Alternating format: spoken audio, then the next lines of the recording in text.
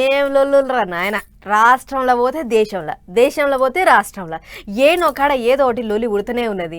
ఆడోళ్లకు రిజర్వేషన్లు డీలిమిటేషన్ మీద 4-5 వద్దుల కెంచి ఎన్డీఏ గుంపుకు ఇండియా గుంపుకు నడుమ కిసర బసర నడుస్తూనే ఉన్నది. అసొంటి ఇవాళ సెంట్రల్ గవర్నమెంట్ వాళ్ళు పార్లమెంట్లో ప్రత్యేక సమావేశాలు పెట్టిర్రు. ఇక ఆడ ఏం నడిచిందో ఒక్కసారి అరుచుకొని వద్దాం పారి. పార్లమెంటు ప్రత్యేక సమావేశాలు పెట్టి 3 ప్రత్యేక బిల్లుల మీద జోరుగా చర్చ పెట్టిరు సెంట్రల్ గవర్నమెంట్ వాళ్ళు. 3 వద్దులు నడుస్తుంది ఈ మీటింగు. తొలత మహిళా రిజర్వేషన్ బిల్లు, నియోజకవర్గాల పునర్విభజన బిల్లుల మీద సెంట్రల్ న్యాయశాఖ మంత్రి అర్జున్ రామ్ మేఘవాల్ సార్ ముచ్చట ముంగటేస్తే గరం నడిచింది. नारी शक्ति देश के गौरव को बढ़ाने वाले परचम लहराने में कहीं पीछे नहीं है जी। हम गर्व कर सके इस प्रकार से जीवन के अलग अलग क्षेत्रों में आज हमारी माताएं बहनें बहुत बड़ा योगदान, हमारी बेटियां तो कमाल कर रही हैं जीवन के हर क्षेत्र में. ఆడోళ్ళు అన్ని రంగాలలో ముంగటి వరుసలు ఉండాలనే ఈ మహిళా బిల్లు పట్టుకొచ్చినాం అనేది మోడీ సార్ చెప్తున్న మాట. అటెంక డీలిమిటేషన్ బిల్లు. డీలిమిటేషన్ అంటే లోక్సభ నియోజకవర్గాలను పెంచేటి బిల్లు. ఇంతకు మునుపు లోక్సభలో 543 సీట్లుంటే గావిటిని ఇప్పుడు 850 సీట్లకు పెంచాలనేది సెంటర్ వాళ్ళు పెట్టిన బిల్లు. అంటే ఇప్పుడు ఇంకో 307 సీట్లను పెంచుతున్నారు అన్నట్టు.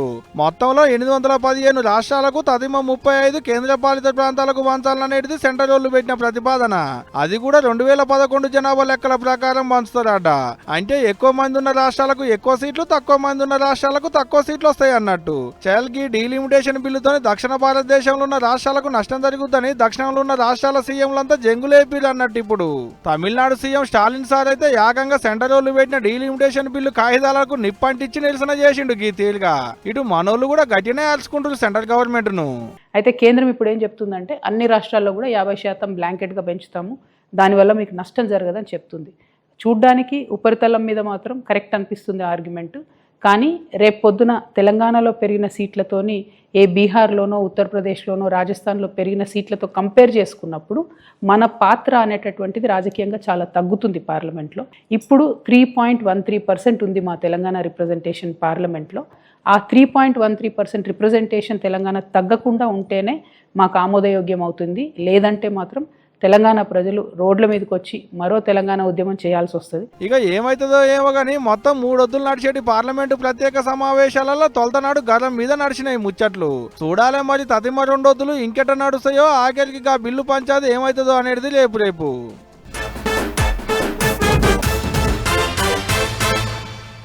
అప్పట్లా కుటుంబ సర్వే అని చెప్పి ఇంటింటికి తిరిగి జనాభా లెక్కలు పట్టుకొచ్చిన ముచ్చట ఏర్కున్నదే కదా. ఇంట్లో ఎంతమంది ఉంటారు, ఆస్తులు ఎన్ని, వ్యవసాయం ఎంత ఉంది, ఇంట్లో బండ్లు ఎన్ని ఉన్నాయి, బర్రెలు ఎన్ని ఉన్నాయి, గొర్రెలు ఎన్ని ఉన్నాయి, సర్కారు కొలువులు చేసేటోళ్ళు ఉన్నారా లేరా, నెల ఎంత ఆమ్దాని వస్తుంది, కులం ఏంది మతం ఏంది, గిట్ల బొచ్చడి వివరాలు రాసుకొని పోయిర్రు. ఆ సర్వే మీద అసలు లెక్కలు ఇవాళ బయటకు వచ్చినాయి. 33 జిల్లాలల్లో 12,000 పల్లెలల్లో కాంగ్రెస్ సర్కారు చేసిన సమగ్ర కుటుంబ సర్వే లెక్కలను విడుదల చేసింది ఇలా గవర్నమెంట్. ఏ కులం బలంగా ఉంది, ఏ కులంలో ఎంతమంది, ఏ కులం ఎంత శాతం ఉంది ఏందనేది లెక్కలన్నీ కుర్దు మంత్రి పొన్నం ప్రభాకర్ సారే చెప్పిండు మైకుల ముంగట. ఈ యొక్క సమాచారం ద్వారా తెలంగాణ ప్రభుత్వం ఇప్పటికే ఎక్స్పర్ట్ కమిటీ ఇచ్చినటువంటి నివేదిక సూచనలకు అనుగుణంగా ఏ వర్గంలో వెనుకబాటుతనం ఉంది, వారికి ఏ విధంగా పథకాలు అందించాలనేటువంటి సలహా సూచనల పైన చర్చ జరుగుతున్నటువంటి సందర్భంలో ఆనాడు జనాభా నిష్పత్తి ప్రకారంగా బీసీలు 56%, ఎస్సీలు 17.42%, ఎస్టీలు 10.43%, ఓసీలు 15.79% ఉన్నటువంటి సందర్భంలో దాదాపు 4% కులం లేదు అనేటువంటిది కూడా చూపెట్టినటువంటి సందర్భంలో మరి ఇవన్నీ కూడా 42 పారామీటర్ల ద్వారా వెనుకబాటుతనాన్ని కొలిచే విధంగా ఈ ప్రక్రియ అంతా జరిగింది. 1,15,00,000 కుటుంబాలకేంచి 3.5 కోట్ల జనాభా లెక్కలు తీస్తే అందులో బీసీలే ఎక్కువ. 56.36% బీసీలుంటే 17.42%, ఎస్సీలు 10.43%, ఎస్టీలు 15.79%, ఓసీలు అసలే కులం లేనోళ్ళు ఇంకో 4% ఉన్నట్టు గవర్నమెంట్ వాళ్ళు చేసిన ఇంటింటి సర్వే లెక్కలలో తేలిందనేది మంత్రి పొన్నం సార్ అంటున్న మాట. ఏ కులంలో ఎంత మందులు, ఎంత శాతం మందులు అనేది లెక్కలన్నీ వెబ్సైట్లకు ఎక్కించేలాట కూడా అందరూ చూసుకునేటట్టు.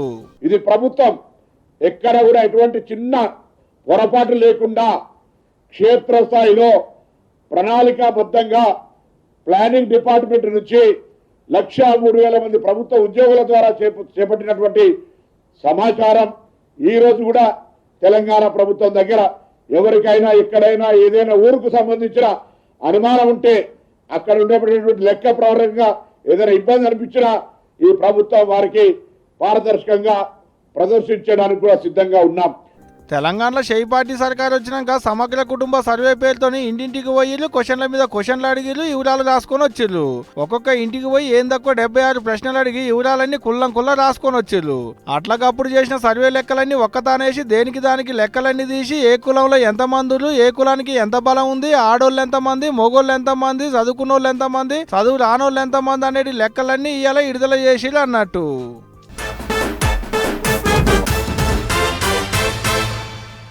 ఎవడన్నా తాడు బొంగరం లేనోడు సర్కార్ కొలువులు ఇప్పిస్తానంటే ఎవ్వరు నమ్మరు. మీదంగా పోవయ్యా అని 4 సోట్లు పెడతారు. అదే అధికారంలో ఉన్న పెద్ద పెద్ద నాయకుల పేర్లు చెప్పి నాకు వీళ్ళు తెలుసు, వాళ్ళు తెలుసు, వాళ్ళతోని మాట్లాడి కొలువు పెట్టిస్తా అని ఉద్దర మాటలు చెప్తే ఎవ్వరైనా నమ్ముతారు. ఇగో ఇసొంటి మోసమే అయ్యింది గా పశ్చిమ గోదావరి జిల్లాలో. ఒకడు ఏకంగా మంత్రుల పేరు చెప్పి మస్కా కొట్టిండట. చూడుర్రి ఆ కథ ఏందో. నిరుద్యోగులంటే లోకంలో ఎంత లోకువైపోయారు చూడురే. అత్తిలపట్నంలో ఎవరో ఉద్యోగాలు ఓ గుంపు లెక్క మోపై సర్కారు కొలువులు ఇప్పిస్తామని టోపేసుడు పెట్టిరాట. అదిగిన deputy CM Pawan Kalyan sir ఇంకా బియ్యం ఉప్పు పప్పుల మంత్రి నాదేండ్ల మనోహర్ సార్ పేరు చెప్పి మాకు సార్లు చాలా దగ్గర వాళ్ళు సంతకాలు చేసిన కాగితాలున్నాయి, ఈ కాగితాలు కొంచెం పోయి ఆఫీసులో ముట్ట చెప్తే చాలు మీకు ఇక సర్కారు కొలువు వచ్చినట్లే అని పాపం కొలువు కోసం చూస్తున్న నిరుద్యోగులకు గాలం వేసిరాట. ఏసుడే కాదు లక్షల రూపాయలు గుంజిరాట కూడా. మరి ఈ ముచ్చట బయటికి ఎట్లొచ్చిందో ఏం పాడో కానీ అక్కడి గిలాస పార్టీ లీడర్కి ఎరకైంది. ఇక ఊకుంట్రా ముచ్చట నిజమా కాదా అని పెద్ద ఆఫీసులో కనుక్కొని వచ్చి సీదా తణుకు పోలీస్ స్టేషన్లో ఫిర్యాదు ఇచ్చిర్రు. అంతేనా అక్క? వాళ్ళ సిఫార్సు లెటర్ల ద్వారా ఉద్యోగాలు ఇప్పిస్తానని కొంతమంది దగ్గర డబ్బులు తీసుకుని లక్షలాది రూపాయలు తీసుకుని నిరుద్యోగులైనటువంటి యువత మీద వాళ్ళ బలహీనతను అడ్డంగా పెట్టుకుని వాళ్ళు డబ్బులు వసూలు చేసి వాళ్ళని మోసం చేశారు. అందుకే దొంగల మీద ఫిర్యాదు చేస్తానికి వచ్చినామని చెప్పుకొస్తుంది. అంతేకాదు వాళ్ళు సొంత పార్టీ వాళ్ళైనా ఇంకెవరైనా ఇడిసే ముచ్చట లేదు. పార్టీ పేరు చెప్పి ఇట్లా దొంగ పనులు చేస్తుంటే ఊకోమని గట్టిగానే హెచ్చరించారు. మరి చూసిరు కదా ప్రజలారా, సర్కారు కొలువులు అంటే వట్టిగానే రావు. దానికి నోటిఫికేషన్లు, పరీక్షలు, ఫలితాలు చాలా కథే ఉంటుంది. అంతే తప్ప నడువంతరాన్న ఎవడో తాలు తుప్పసుగాడు కొలువులు పెట్టిస్తా నాకు వాళ్ళు తెలుసు వీళ్ళు తెలుసు అని ఉద్దర బొంగుడు బొంగితే బోర్లా పడకురి, అట్టిగా లక్షల రూపాయలు వాళ్ళ బొందలో వేయకురి అని సలహాలు ఇస్తురి ముచ్చడు చూసిన పబ్లిక్. ఏదేమైనా నిజమే అనుకొని పైసలు ఇచ్చి మోసపోయినాం సారు, జరగా దొంగలం పట్టుకొని మాకు న్యాయం చేయమని అడగబట్టిర్రు. ఇప్పటికే పైసలు ముట్ట చెప్పి మోసపోయిన బాధితులు. మరి ఇక పోలీసులు వాళ్ళని ఎట్లా పట్టుకుంటారో, బాధితులకు ఎట్లా న్యాయం చేస్తారేమో చూడాలి.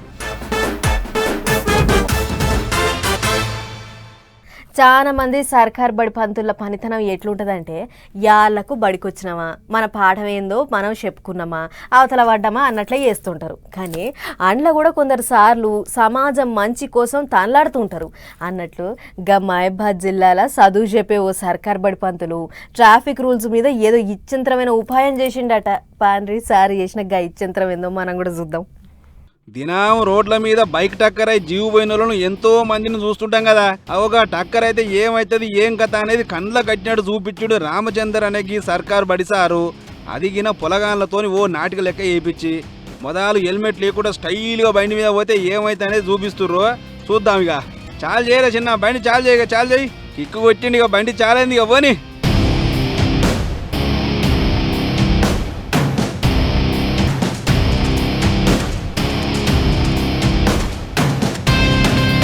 చూసిరు కదా, తల్లి నెత్తికి చిప్ప దొడుకో బిడ్డ అని ముద్దుగా హెల్మెట్ ఇవ్వబోతే పొలగాడు ఏపో నాకు హెల్మెట్ వద్దు బిల్మెట్ వద్దు వాడు పెట్టుకో అని వాపస్ ఇచ్చిండు.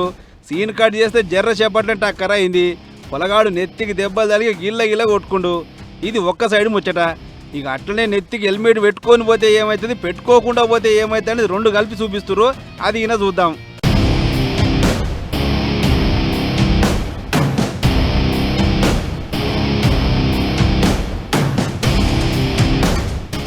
చూస్తారా, హెల్మెట్ ఉన్న ఆయన లేనాయన రోడ్డు మీదకి వచ్చి గుద్దుకుంటే షిప్ప పెట్టుకుని ఆయన బతికిండు, షిప్పలేని ఆయనకు కంతలు వలిగినాయి.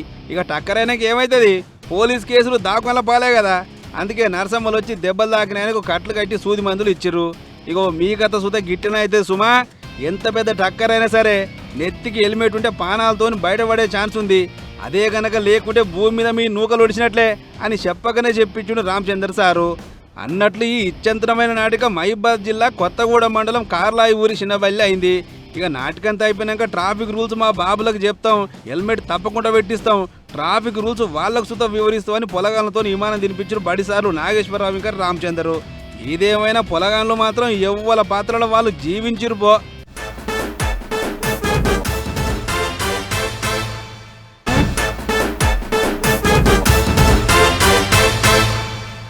ఇద్దరు అన్నదమ్ముళ్ళు చెప్తే అస్సలు ఇంటలేరు అని మొన్న మా ఇంటి పక్కన తాత ఇద్దరు కొడుకులకు ఏరుపోసిర్రు. ఆస్తులు పంచినట్టే అప్పులు కూడా పంచిండు. ఇద్దరికి చెరో 2.5 ఎకరాలు భూమి, చెరో 10 లక్షలు అప్పేసిండు. భూమి వేసుకోర్రి, పొత్తులు ఉన్నప్పుడు చేసిన అప్పు తీసుకోర్రి అని అంత పంచిపెట్టి ఇంట్లోకించి బయటికి వెళ్ళగొట్టిండు. మరి ఇంత అప్పు ఎందుకు అయ్యిందని అడిగితే ఇద్దరు బిడ్డల పెళ్ళిళ్ళు చేసిన, కొడుకుల్ని చదివిచ్చే కాదా మరి అంత మంచిగానే ఉన్నది. కానీ ఇప్పుడు గీ అప్ల ముచ్చటెందుకు అని అంటారా? దానికి కూడా లెక్కుంది చూడుర్రి. మట్టిపోయి లేని ఇల్లు లేదన్నట్టే అప్పు లేని మనిషే లేడు దునియా మీద. అవు ఇంటింటికి మట్టిపోయి అన్నట్టే మనిషికి అప్పుండుడైతే పక్క. అప్పులు చేసి కొప్పులు పెట్టినా ఏం లేదు కానీ లైఫ్ ఎంజాయ్ చేయాలి, బిందాస్గా జల్సాలు చేయాలన్నట్టే ఉంది ఇప్పుడు దునియా మీద పబ్లిక్ పనితీరు. రేపటి పరిస్థితి ఏందనేటి ఆలోచనే లేదు. ఇవాళ బిందాస్గా ఉన్నావా లేవా అనేటిదే ముఖ్యం అన్నట్టు చేస్తులాట. జల్సాలకు అలవాటు పడి అప్పుల మీద అప్పులు చేస్తులాట మనోళ్ళు. ఇది మేమంటున్న మాట కాదు, క్లైట్ అసోసియేషన్ సంఘపోలు చేసిన సర్వేలో బయటపడ్డ ముచ్చట్లు ఇవన్నీ. కరోనా కష్టకాలం తర్వాత అప్పులు పెరిగినాయట దునియా మీద పబ్లిక్ కు. బ్యాంకులలో లోన్లు తెచ్చుకొని అప్పులు చేసుకున్న వాళ్ళు కొంతమంది, అప్పు కార్డుల మీద మోపు చేసుకున్న వాళ్ళు కొంతమంది, 2-3 రూపాయలు అవసరమైతే 5 రూపాయల మిత్తికి అప్పులు తెచ్చుకున్న వాళ్ళు ఇంకొంతమంది. అప్పటికప్పుడు మంచిగానే ఉంటది కానీ అటనక వెనక మళ్ళీ చూసుకుంటే ఉంటది అప్పుల కుప్ప మోపయి. ఖర్చులేమో ఎక్కువాయే, పనులేమో కరువాయే, సంపాదన తక్కువాయే. ఇక అప్పులు పెరగమంటే ఎందుకు పెరగవు మరి? నెలంతా పని చేస్తే వచ్చిన ఆమ్దాన్ని చేసిన అప్పులకు మిత్తిలకే సరిపోగా ఇక ఇల్లు గడిచేందుకు మళ్ళా అప్పులు చేసేటి కథ అవుతుండే. ఇగేముంది, పొద్దటిది పొట్టకు మాపడిది పట్టకు.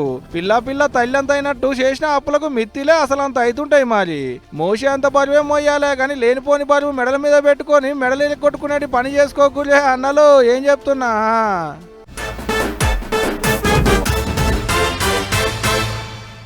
ఎండాకాలం వచ్చిందంటే చాలు కమ్మని మామిడి పండ్లు తినాలని ప్రతి ఒక్కరికి కుతిగుంజుతుంటుంది. అందుకే మార్కెట్కి పోయి తెచ్చుకుంటారు, కడుపు నిండా తింటుంటారు. మామూలుగా ఇది అందరూ చేసేదే. కానీ ఆ ఏలూరు జిల్లాలో ఉన్న ఓ ఊరోళ్ళు మాత్రం మామిడి పండ్లు తినటానికి ముందు ఓ పండుగ చేస్తారట. మరి అది ఏం పండుగ, ఎందుకు చేస్తారు అనేది తెలవాలంటే ఇగో ఈ ముచ్చట చూడాల్సిందే.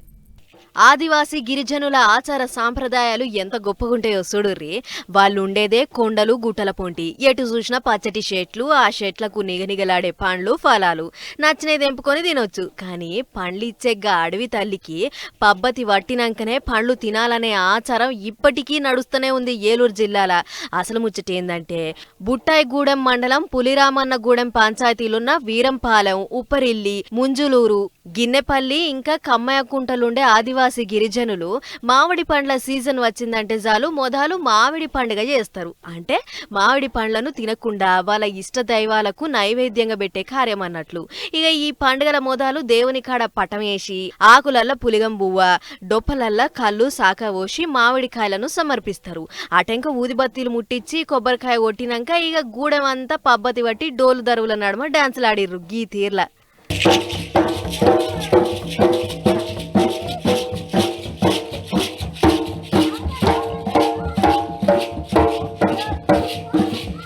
గిట్ల ఊళ్ళకు సరిపోను సౌలతులు లేకున్నా కూడా ఉన్నంతలా తుర్తిపడి ప్రతి ఏడు ఈ మామిడి పండుగ సంబురంగా చేసుకుంటారట.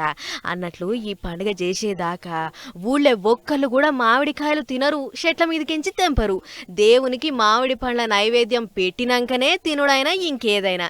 అట్లా 150 ఏళ్ల సంధి వస్తున్న ఈ ఆచారాన్ని ఇప్పటికీ అట్లనే పాటించుకుంటూ వస్తుర్రట వీళ్ళు. ఏదేమైనా కొండల గుట్టల పొంటి ఉంటున్న మేము మా ఆచార సాంప్రదాయాలు గట్టినే పాటిస్తున్నాం. గాని స్వతంత్రం వచ్చి ఇన్నేండ్లైనా కూడా మాకు కనీస సౌలతులు చేసిన పాపాన పోతలేరు ఈ పాలకులు అని రందిపడుతుర్రు. మరిగా వచ్చేడు కన్నా ఏమన్నా కొత్త పాత చేస్తారో లేదో చూడాలి.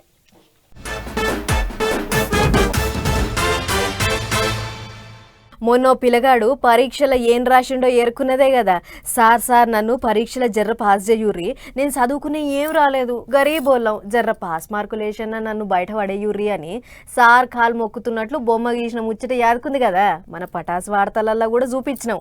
అగో గా ముచ్చట చిన్నగా మెల్లగా మర్చిపోతున్నాయి. అలా ఏ పిల్ల ఇంకో పిల్లగాడు వేరే కథ పెట్టిండు. మరి గా ముచ్చటేందో చూడురో సరే. నిన్నీ అలా పొలగాళ్ళు ఎంత తెలివి మీరిపోయారు చూడు. విశాఖపట్నంకించి ఓ పొలగాడు ఇంటర్ బోర్డు అధికారులకు ఫోన్ కొట్టిండాట.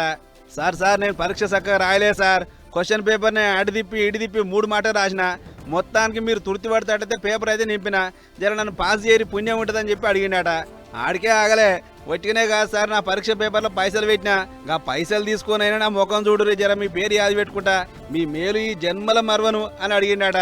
దీంతో ఎవరు రాయి పోరడు ఫోన్ కొట్టి పాస్ చేయమని అడగబట్టిండు అని పరీక్ష బట్టి చూస్తే ముచ్చటంతా నిజమే. ఇక పొలగాని నిజాయితీ మెచ్చుకున్న అధికారులు ఫెయిల్ అయితే సప్లిమెంటరీ రాయొచ్చురా బేటా అని ధైర్యం చెప్పిరాట. అన్నట్లుగా పిల్లగాని పేపర్ దిద్దితే ఫస్ట్ ఇయర్లో 2 సబ్జెక్టులు, సెకండ్ ఇయర్లో 3 సబ్జెక్టులు వీగినాయి. మరి ఇక పాస్ చేయమంటానికే పైసలు పెట్టినంటే ఇక ఫెయిల్ అయిన 5 సబ్జెక్టులు మళ్ళీ సప్లీ రాసుకుంటే అదో కొత్త పరీక్ష కిందే లెక్క. మరి ఇక మళ్ళీ ఏం కథ చేస్తాడో ఏమో చూడాలి. ఇక ఈ పిల్లగాని ముచ్చట ఇట్లుంటే ఇటు మన జగిత్యాల జిల్లాలుండే ఈ అమలాల తమ్ముళ్లకు సేమ్ మార్కులు వచ్చినాయి ఇంటర్లా. అన్నట్లు చదివింది ఒకటే కాలేజీ, ఒకటే సెక్షన్, మార్కులు సుతా ఇద్దరికి సేమ్. దీంతో మనసులమే ఒక్క తీరు అనుకున్నాం కానీ మాకు వచ్చిన మార్కులు సుతా ఒకటే తీరున్నాయి అని మురిసిపోతారు తమ్ముళ్ళు. నా పేరు సాయి వైభవ్, మా అన్నయ్య పేరు సాయి వర్షిత్. మేము ఇద్దరం ఒకటే స్కూల్, ఒకటే కాలేజ్లో చదువుకున్నాం. మొన్న అయిన ఇంటర్ ఫలితాల్లో చాలా మంచి మార్క్స్ వచ్చాయి, సేమ్ మార్క్స్ వచ్చినాయి. ఇద్దరికి చాలా హ్యాపీగా ఉన్నది. మేము ఇద్దరం ట్విన్స్. సూపర్ తమ్ముళ్ళు, ఇట్లనే ఇంకా పెద్ద పెద్ద చదువులు చదివి కోలులు సుతా ఒకటే తిరిగి కొట్టుర్రి. హలో బ్రదర్, అన్నదమ్ములు లెక్క ఇద్దరు కూడా కడుమలను పరిచయం చేయొచ్చు అని ఒళ్ళెక్కం కామెంట్ రాస్తారు ఈ ముచ్చట చూసిన నెటిజన్లు.